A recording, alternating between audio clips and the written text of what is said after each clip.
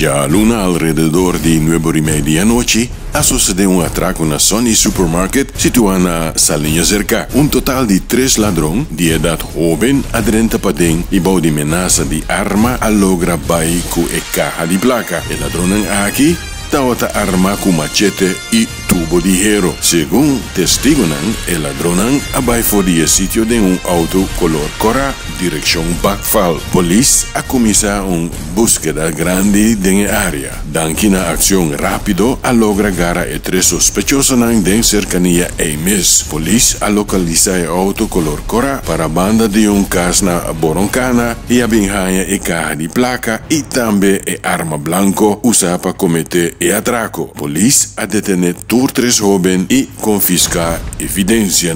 Ahora el caso está bajo de investigación de atraco.